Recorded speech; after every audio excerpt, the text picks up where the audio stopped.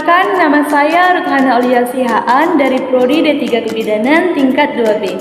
Saya adalah salah satu mahasiswi Poltekkes Kemenkes RI Medan dengan NIM P07524123079. Dalam video kali ini, saya akan membahas tentang rangka panggul atau anatomi panggul, rangka kepala bayi, dan juga mekanisme persalinan. Video ini saya buat untuk memenuhi tugas mata kuliah Asuhan Kebidanan Kehamilan dengan dosen pengampu Ibu Luciana Gultom, SST MKes. Selamat menyaksikan! Baiklah, bagian yang pertama saya akan menjelaskan mengenai rangka panggul atau anatomi panggul beserta dengan ukurannya. Baiklah, di sini saya akan menjelaskan mengenai rangka panggul. Yang perlu kita ketahui bahwa rangka panggul itu memiliki dua bagian yang membentuk daripada rangka panggul. Yang pertama yaitu bagian keras dibentuk oleh tulang dan bagian lunak itu dibentuk oleh otot atau ligamen. Tulang panggul terdiri dari dua buah tulang, pangkal paha atau biasa juga disebut dengan os coccyx, kemudian satu tulang kelangkam atau biasa disebut dengan os sacrum, kemudian ada tulang ekor atau tulang pungging, biasa juga disebut dengan os coccygeus. Selanjutnya, dua tulang pangkal paha tadi terdiri dari tiga bagian yang saling berhubungan. Yang pertama yaitu tulang usus, bagian sinistra dan bagian destra, atau biasa juga disebut dengan os ilium. Kemudian ada tulang duduk atau biasa disebut dengan os ischium. Kemudian ada tulang kemaluan atau biasa disebut dengan os pubis. Selanjutnya, batas atas tulang ilium itu memiliki pinggiran yang tebal atau biasa disebut juga dengan crista iliaca. Nah, di depan crista iliaca terdapat tonjolan yang dinamakan dengan sias atau spina iliaca anterior superior. Di bawah dari sias ini terdapat tonjolan juga yang disebut juga dengan siai atau spina iliaca anterior inferior. Baiklah, di sini saya lanjut bagian belakangnya. Nah, di bagian belakang crista iliaca tadi itu terdapat tonjolan yang disebut juga dengan six atau spina iliaca posterior superior. Di bawah dari six ini terdapat CP. Ini terdapat CP atau disebut juga dengan spina iliaca posterior inferior. Kemudian di bawah CP terdapat tonjolan yang besar disebut juga dengan incisura ischiadica major. Di bawah incisura ischiadica major terdapat tengkikan, ini disebut juga dengan spina ischiadica. Nah, di bawah spina ischiadica terdapat incisura minor. Oke. Nah, selanjutnya pada os ilium atau tulang usus terdapat lajur yang disebut juga dengan linea terminalis atau linea innominata yang merupakan batas atas antara panggul besar dan panggul kecil. Tulang duduk berfungsi untuk menopang berat badan kita saat kita duduk, yang biasa juga disebut dengan tuber ischiadicum. Tulang kemaluan yang membatasi dua buah lubang disebut dengan foramen obturatorium. Dua buah lubang ini disebut dengan foramen obturatorium. Nah, lalu di samping foramen obturatorium terdapat mangkuk sendi yang disebut juga dengan acetabulum. Tangkai tulang kemaluan yang berhubungan dengan tulang usus, bagian sini, itu disebut dengan ramus superior os pubis. Sedangkan tangkai kemaluan yang berhubungan dengan tulang duduk, ini disebut dengan ramus inferior os pubis. Ramus kiri dan ramus kanan atau sinistra dan destra itu berbentuk segitiga yang disebut dengan arcus pubis.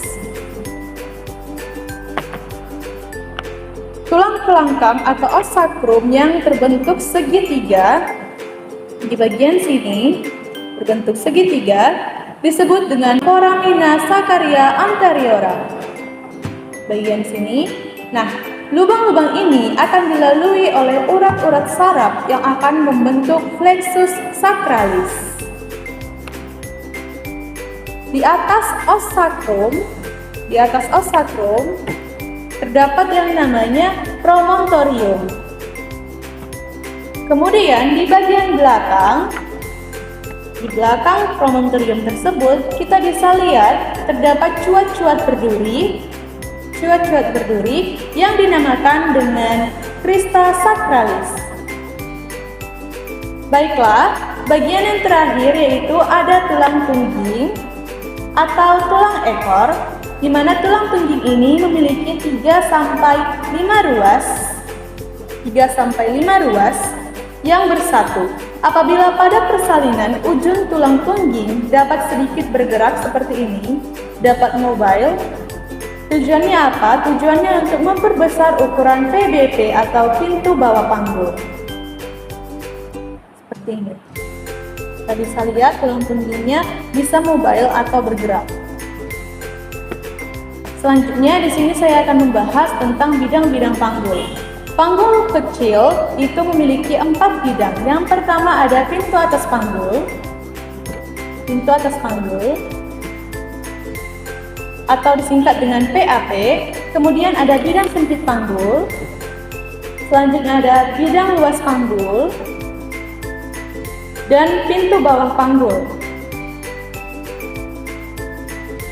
Batas atas dari panggul kecil bentuknya oval, bisa dilihat oval.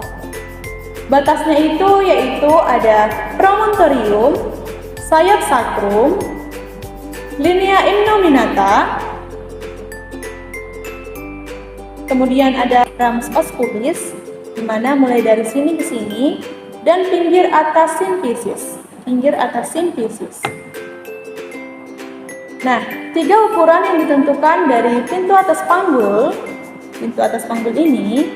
Yang pertama ada ukuran muka belakang atau disebut juga dengan diameter anterior posterior, di mana ukurannya ini yaitu 11 cm dari promontorium ke simfisis. Selanjutnya ada ukuran transversal bagian sini itu berukuran untuk Indonesia itu 12,5 cm, sedangkan wanita Eropa biasanya 13,5 cm. Selanjutnya ada ukuran serong artinya seperti ini. Ya, itu biasa juga disebut dengan ukuran oblik, yang dimana diukur dari artikulasi sacroiliaca ke tuberculum pubicum. Oke, dengan ukuran 13 cm. Selanjutnya kita akan bahas tentang bidang luas panggul. Bidang luas panggul adalah bidang dengan ukuran-ukuran terbesar antara pertengahan simfisis, pertengahan acetebulum, pertengahan simfisis, ya, di pertengahan simfisis ke bagian pertengahan daripada acetebulum bagian sini, kemudian masuk ke pertengahan sakral 2 dan 3.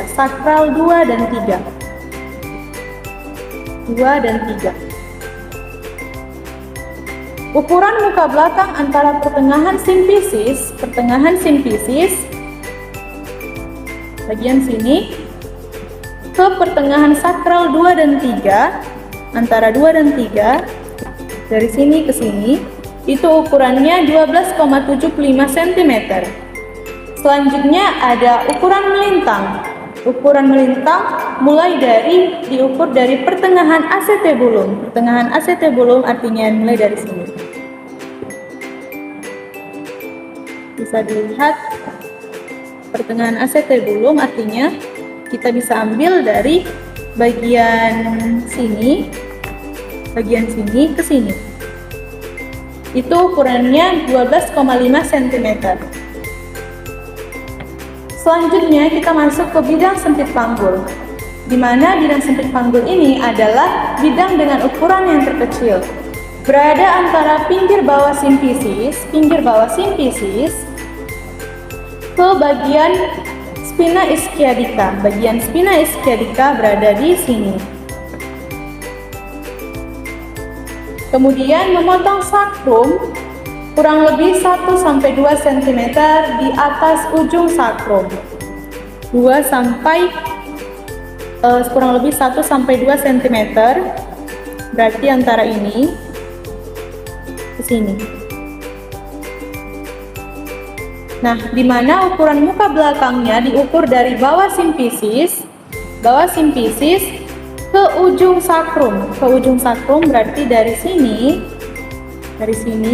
ke sini. Itu ukurannya 11,5 cm. Selanjutnya ada ukuran melintang, di mana ukuran melintang diukur dari kedua spina ischiadica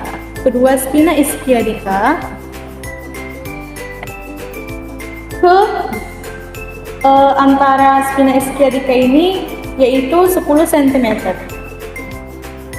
di bagian sini. Selanjutnya ada diameter sagittalis yang berada di antara ukuran 5 cm dari pertengahan sakrum ke bagian antara spina ischiadica. Bagian sini sampai sini. Pertengahan sakrum sampai ke spina ischiadica.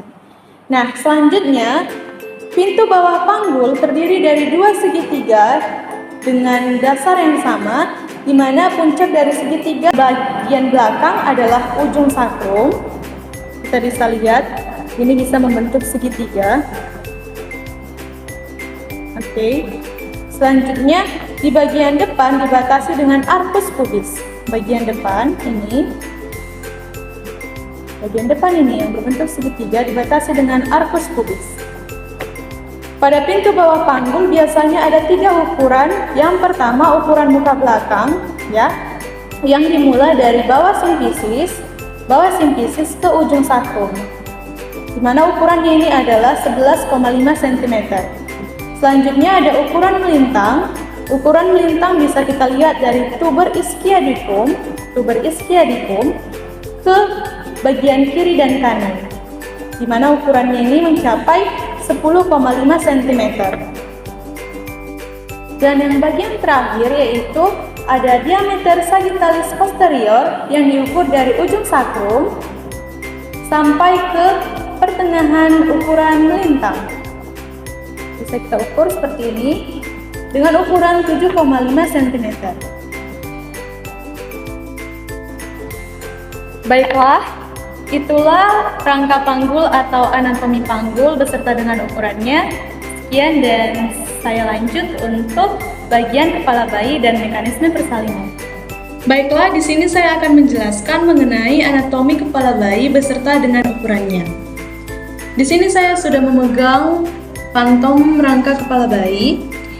Bahwasanya saya akan menjelaskan untuk bagian dari kepala bayi ada 3. Yang pertama yaitu ada bagian wajah, kemudian ada bagian tengkorak, dan bagian sutura-sutura pembagi. Baiklah, di sini saya akan menjelaskan untuk bagian wajah. Bagian wajah yang membentuk dari wajah bayi yaitu yang pertama ada os zygomaticum atau tulang pipi, kemudian ada os nasal atau tulang hidung, kemudian ada stemoid, ethmoid, kemudian ada tulang rahang atas atau disebut juga dengan os maxilla, selanjutnya ada tulang rahang bawah atau disebut juga dengan os mandibula, dan selanjutnya di sini saya akan menjelaskan mengenai tulang tengkorak. Tulang tengkorak pada bayi itu terdiri dari 4 bagian. Yang pertama yaitu ada frontal, di mana frontal disebut juga dengan tulang dahi, os frontal. Kemudian ada os parietal atau disebut juga dengan tulang ubun-ubun. Selanjutnya ada tulang occipital. Tulang occipital berada di belakang kepala atau disebut juga dengan tulang kepala belakang. Selanjutnya ada tulang temporalis atau os temporalis, yaitu di bagian sini, bagian sinistra dan bagian destra, atau biasa juga disebut dengan tulang pelipis. Baiklah, di sini saya akan menjelaskan mengenai bagian ubun-ubun dari kepala bayi, di mana ubun-ubun juga disebut dengan fontanella, dan di kepala bayi itu ada dua ubun-ubun. Ada ubun-ubun besar dan ubun-ubun kecil.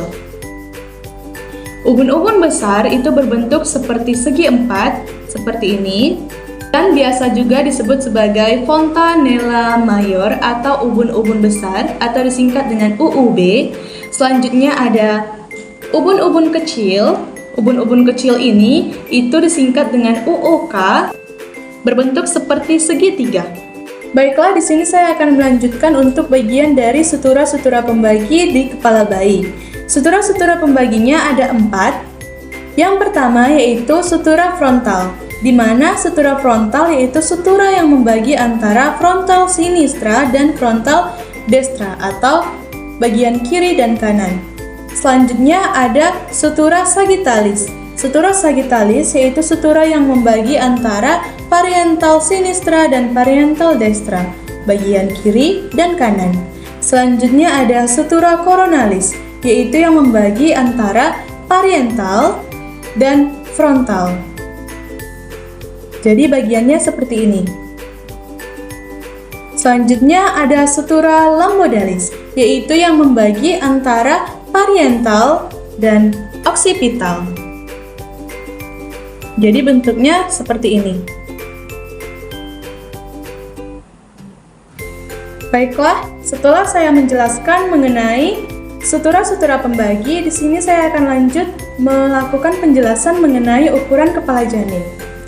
Ukuran kepala bayi atau janinnya itu yang pertama diukur dari dua ukuran. Yang pertama ada ukuran muka belakang dan yang kedua ada ukuran melintang. Ukuran muka belakang dimulai dari suboccipito, yaitu dari sini sampai ke britmatica, sampai ke sini, ukurannya 9,5 cm. Selanjutnya dari suboccipito frontalis, suboccipito sampai ke frontalis, ukurannya yaitu 11 cm. Kemudian bagian dari fronto sampai ke occipitalis, ukurannya yaitu 12 cm. Dari fronto sampai ke occipitalis, dari sini ke sini, yaitu 12 cm. Kemudian bagian yang selanjutnya yaitu bagian dari mento occipitalis. Dari mento sampai ke occipitalis, paling belakang ini, ukurannya adalah 13,5 cm. Dan bagian yang terakhir dari ukuran muka belakang yaitu ukuran submento britmatica. Mento sampai ke britmatica, bagian pertengahan ini, yaitu 9,5 cm. Selanjutnya saya akan melanjutkan mengenai ukuran melintang. Ukuran melintang dimulai dari temporal kanan, sampai ke temporal kiri atau destra ke sinistra, yaitu berukuran 8 cm. Selanjutnya bipariental kanan sampai ke bipariental kiri, itu ukurannya 9 cm. Baiklah, di sini saya akan melanjutkan untuk ukuran keliling. Ukuran keliling kepala bayi itu ada 4 bagian. Yang pertama yaitu circumferential fronto ke occipitalis. Jadi dia melingkar seperti ini. Ukurannya 34 cm. Selanjutnya yaitu circumferential mento occipitalis. Dari mento ke occipitalis seperti ini. Jadi dia mulai dari sini sampai ke sini semuanya. Ukurannya mencapai 35 cm. Kemudian dari circumferential dari occipito atau occipital ke britmatica sampai sini. Jadi ukurannya seperti ini, melingkar seperti ini atau keliling, yaitu ukurannya 32 cm. Dan ukuran keliling yang terakhir yaitu dari submento britmatica. Circumferential submento britmatica dimulai dari sini sampai ke sini. Jadi pertengahan seperti tadi, namun dia dari depan. Mento britmatica. Ukurannya 32 cm. Baiklah, sekian penjelasan mengenai rangka kepala bayi atau anatomi kepala bayi beserta dengan ukurannya. Selanjutnya, saya akan menjelaskan mengenai mekanisme persalinan. Selamat menonton! Baiklah, di sini saya akan mulai untuk mekanisme persalinan. Yang pertama, untuk bagian langkah pertama yaitu ada adjustment atau masuknya kepala ke pintu atas panggul. Jadi, posisi dari janin atau posisi dari kepala janin itu nanti seperti ini. Yang pertama yaitu ada tahap synclitismus, di mana yaitu sutura sagittalis yaitu yang membagi antara parietal sinistra dan parietal destra itu terdapat di tengah-tengah jalan lahir. Dan dia masuk seperti ini dan berada di antara promontorium dan symphysis. Seperti ini. Nah, jika sudah berada di antara promontorium dan symphysis, masuklah ke bagian yang kedua yaitu penurunan kepala. Penurunan kepala ini terjadi dua tahap. Yang pertama yaitu asynclitismus anterior dan yang kedua ada asynclitismus posterior. Apa itu asynclitismus? Asynclitismus adalah arah sumbu kepala janin sudah miring dengan bidang pintu atas panggul. Seperti ini. Selanjutnya, asynclitismus ini terbagi dua. Yang tadi sudah saya jelaskan yaitu asynclitismus anterior. Asynclitismus anterior adalah posisi di mana kepala janin atau kepala bayi lebih mendekati promontorium sehingga os pariental depan lebih kecil dan dari os pariental belakang.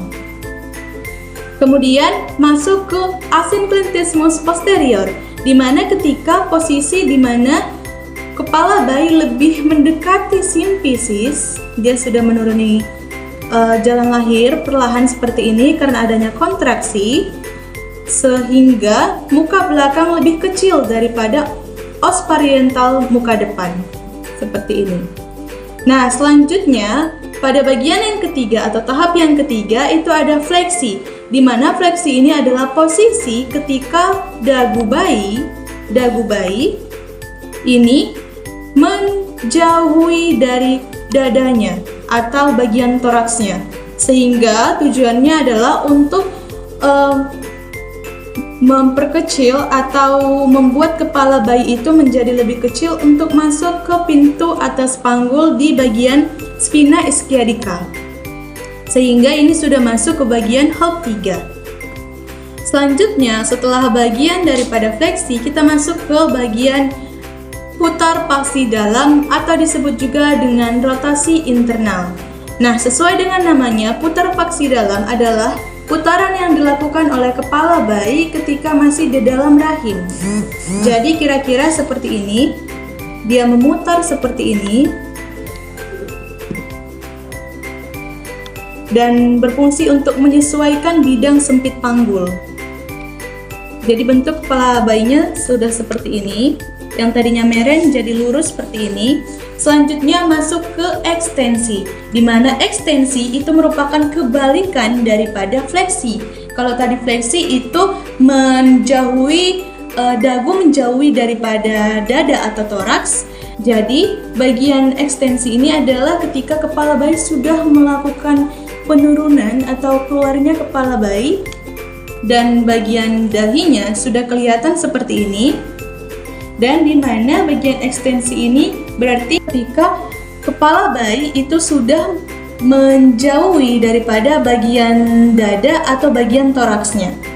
Jadi, bagian ekstensi ini adalah ketika kepala bayi sudah melakukan penurunan atau keluarnya kepala bayi sampai di mana bagian UUK, kemudian bagian wajah dan bagian dahinya sudah kelihatan seperti ini, dan di mana bagian ekstensi ini berarti sudah berada, kepala bayinya sudah berada di luar rahim. Nah, sudah berada di luar rahim seperti ini, kita masuk ke bagian putar paksi luar atau disebut juga dengan rotasi eksternal, di mana itu adalah putaran yang terjadi di luar rahim seperti ini. Nah, seperti ini. Ini tergantung dari dia mengeluarkan dari bagian puki atau punggung kiri atau punggung kanan atau disingkat dengan puka. Jadi bila dia mengeluarkan bagian punggungnya sebelah kanan terlebih dahulu, maka posisinya seperti ini. Dan tujuan daripada putar paksi luar ini adalah untuk menyesuaikan antara puki dan puka yang sudah saya jelaskan tadi. Kemudian masuk ke bagian akhir, yaitu ekspulsi, di mana ini adalah bagian yang terakhir dari mekanisme persalinan, yaitu ketika pengeluaran bahu, jadi dia memutar lagi seperti ini, dia keluarkan bahunya dari bahu atas ataupun pengeluaran dari bahu bawah. Lahirlah bayi, dan kita bisa menahannya agar sesuai dengan SOP yang sudah ditentukan. Itulah step by step atau langkah-langkah dalam mekanisme persalinan untuk lahirnya bayi. Dan sekian video yang telah saya buat, mulai dari rangka panggul beserta dengan ukurannya, kemudian ada rangka kepala bayi atau anatomi kepala bayi beserta dengan ukurannya, dan mekanisme persalinan. Sekian video yang dapat saya buat. Saya Rohana Aulia Sihaan, pamit undur diri. Terima kasih sudah menyaksikan video ini. Semoga bermanfaat. Bye-bye.